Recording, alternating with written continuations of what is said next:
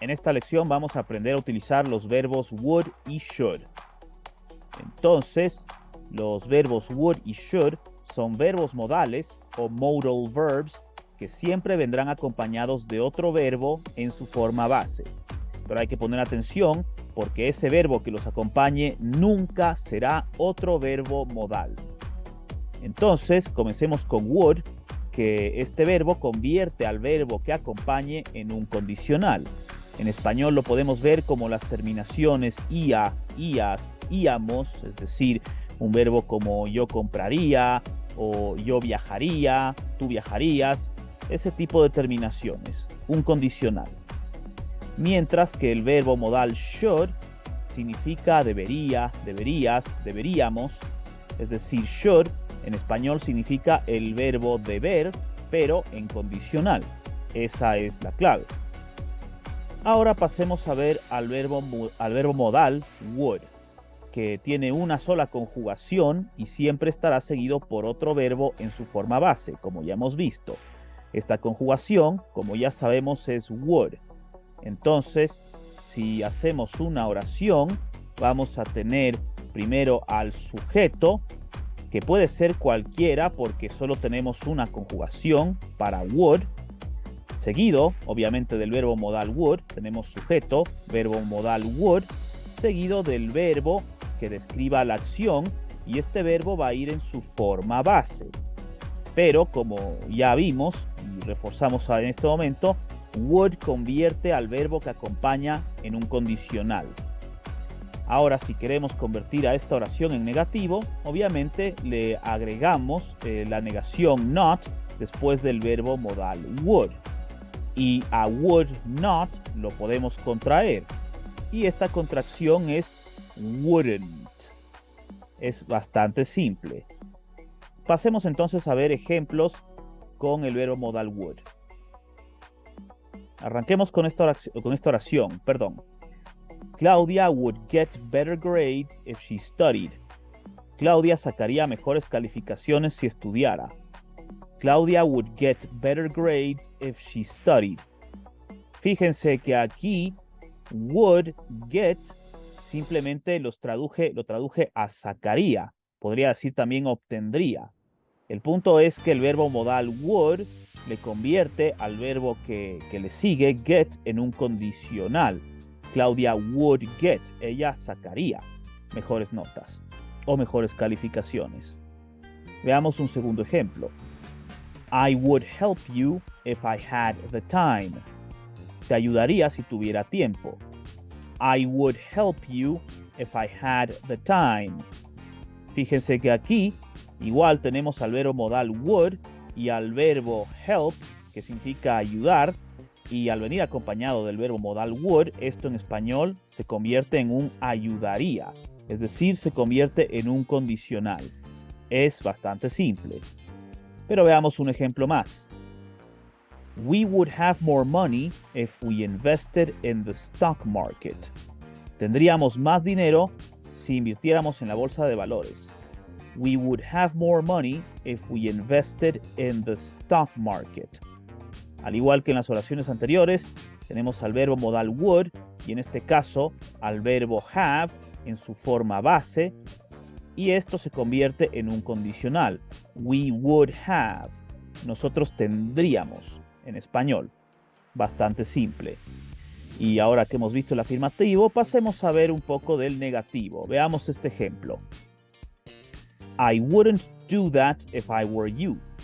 No haría eso si fuera tú. I wouldn't do that if I were you.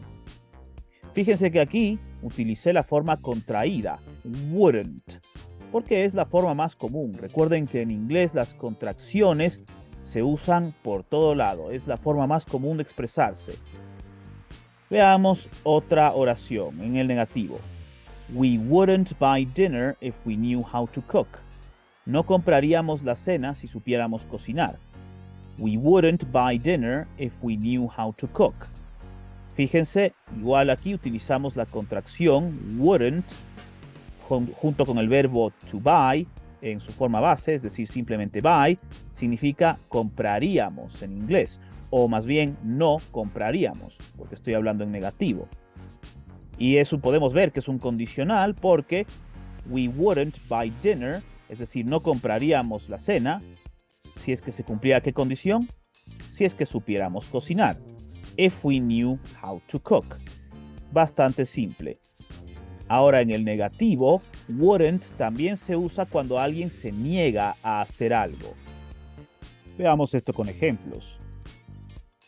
Jake wouldn't give us a ride to the airport.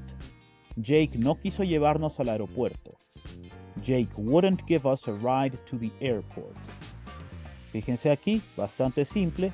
¿A qué se está negando Jake? A llevarnos al aeropuerto. No quiso llevarnos al aeropuerto. Jake wouldn't give us a ride to the airport. Veamos este ejemplo. She wouldn't come to the party because she was angry at you. Ella no quiso venir a la fiesta porque estaba enojada contigo. She wouldn't come to the party because she was angry at you. Aquí podemos ver que ella se negó a venir a la fiesta. She wouldn't come to the party. ¿Por qué? Porque estaba enojada contigo. Because she was angry at you. Bastante simple. Como podemos ver, wouldn't se usa cuando alguien se niega a hacer algo. Y es bastante común ese uso.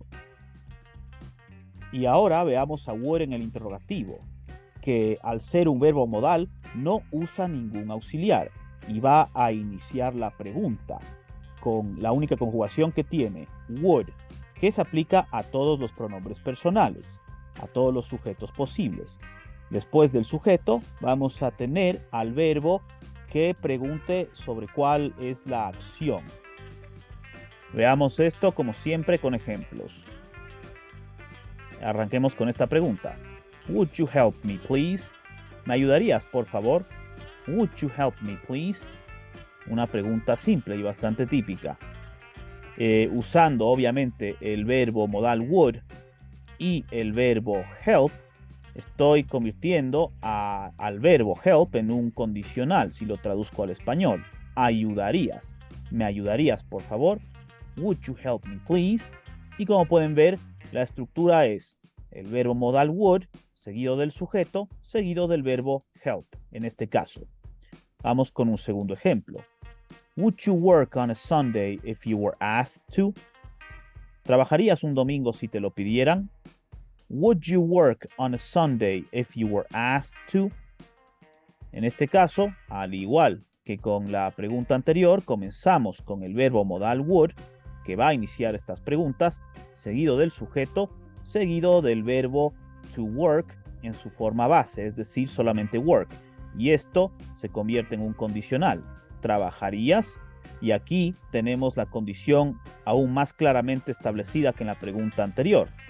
Would you work on a Sunday if you were asked to? Bastante simple. Ahora pasemos a aprender a utilizar el verbo should, el verbo modal should, que al igual que would tiene una sola conjugación y siempre estará seguido por otro verbo en su forma base. Les recuerdo que ese verbo no puede ser otro verbo modal. Veamos entonces la estructura.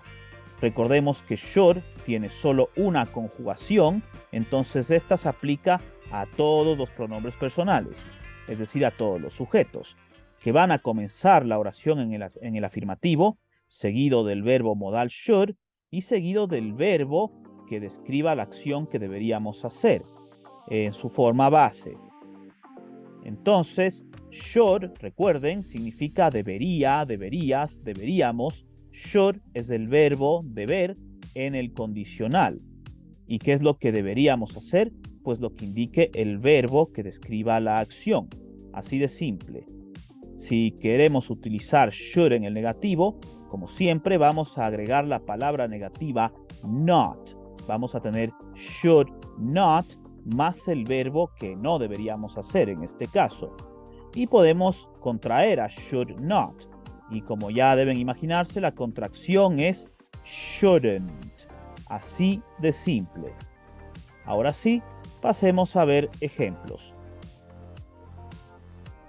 He should call his parents more often.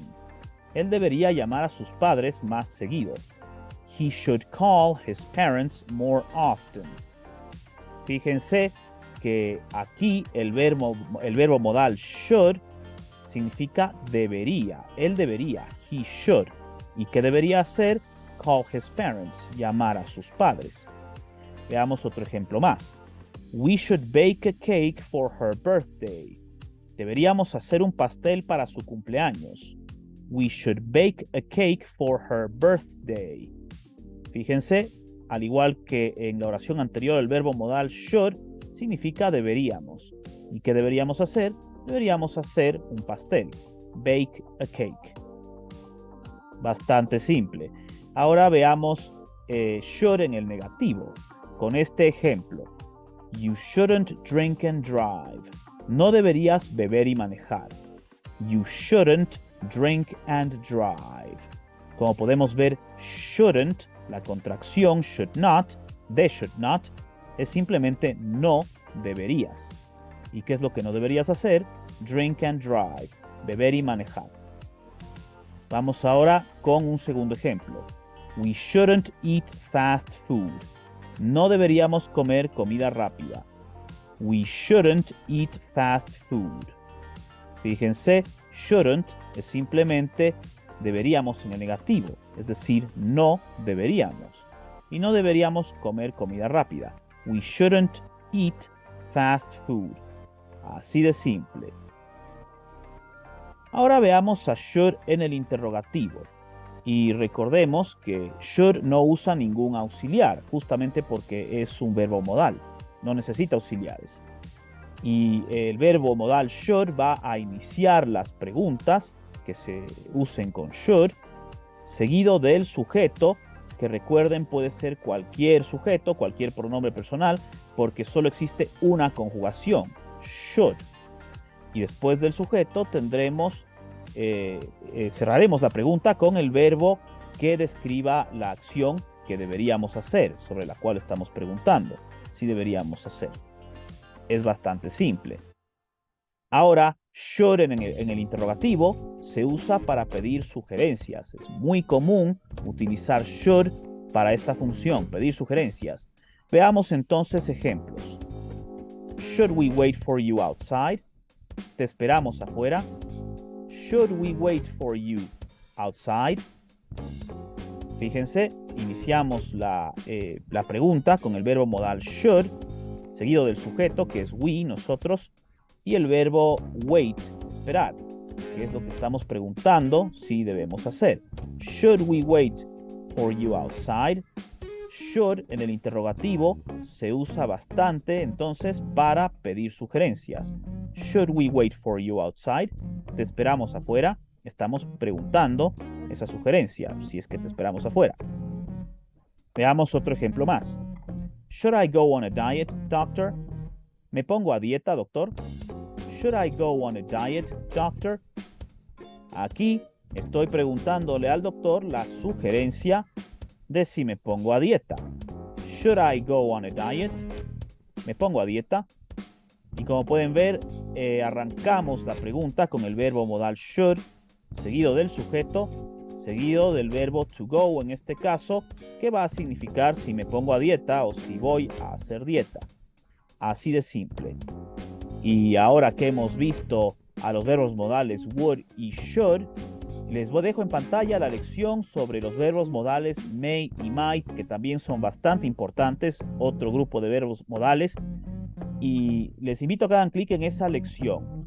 Por ahora, thank you and goodbye.